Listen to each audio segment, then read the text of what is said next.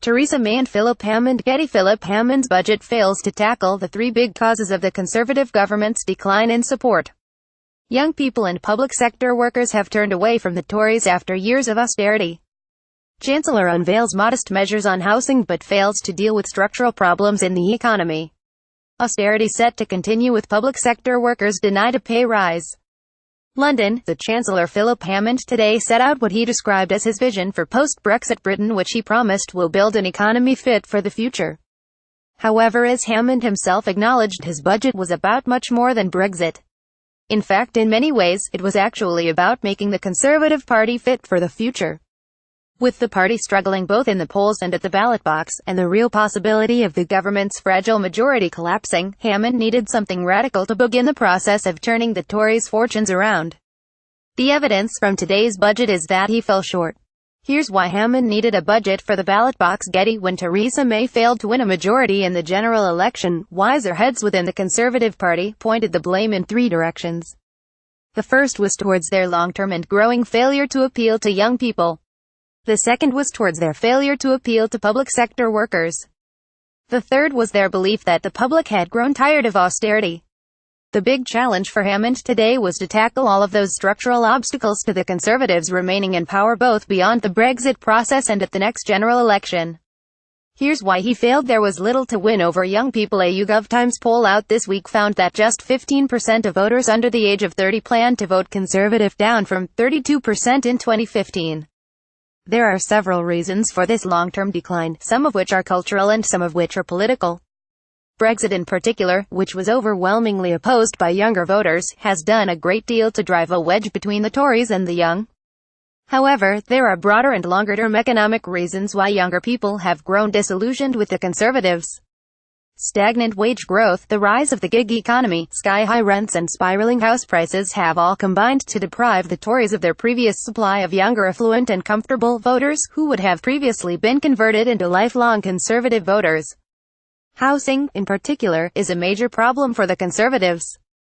In recent years, the housing crisis has seen the majority of young people now locked out of the housing market and stuck on spiraling rents for the foreseeable future. Today's budget does little to address this. Hammond announced that the government will raise the target for new homes to 300,000.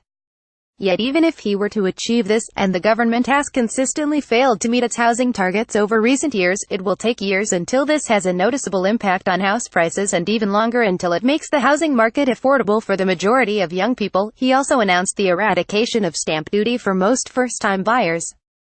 However, the Independent Office for Budget Responsibility forecast that this will help just 3,500 people onto the housing ladder, with the policy simply leading to even more unaffordable house prices in the longer term. They also suggest that the policy will mostly benefit exciting homeowners. Meanwhile, none of the rumored plans to allow building on the Greenbelt made their way into his final budget. There were other token measures to appeal to young people, such as a new proposed discount railcard for under-30s and an increase in the youth rate for the minimum wage. However, these will barely touch the edges of the systemic decline in support for the party among this age group. Hammond failed to appeal to public sector workers. Analysis by the GMB in the wake of the general election found that public sector workers now outsize the majorities of 85 Conservative-held seats.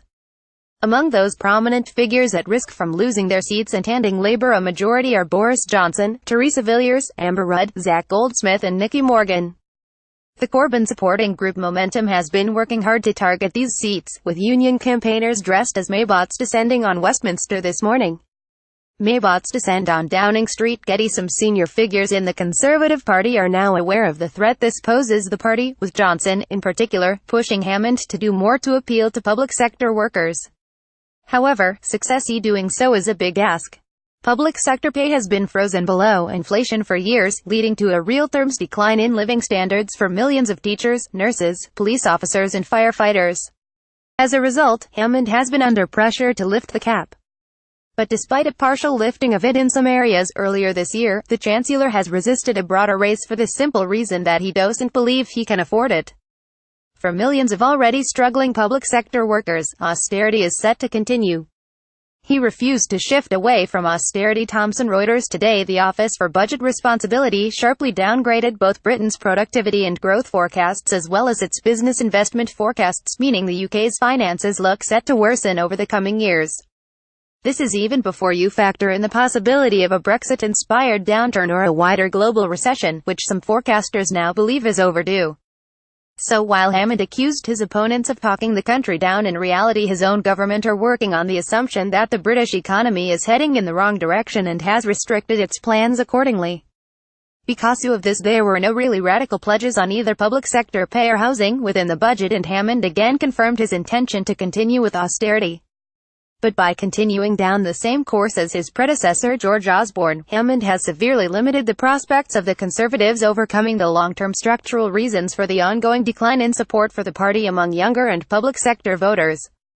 And with Jeremy Corbyn's Labour continuing to offer a clear departure from this agenda, the prospects of this budget triggering a big change in fortunes for the Conservative government now look slim.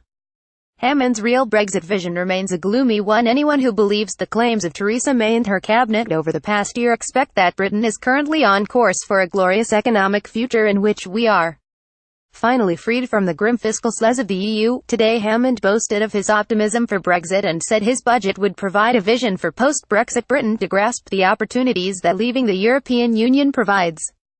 With this in mind, you might have expected the Chancellor to have today unveiled a radical budget in the anticipation of the vast Brexit bounties that we are to expect. The fact that Hammond instead unveiled the hugely cautious, constrained and austere budget that he did, suggests that Theresa May and her government do not really believe that Brexit is quite the great economic opportunity they have claimed for the past year.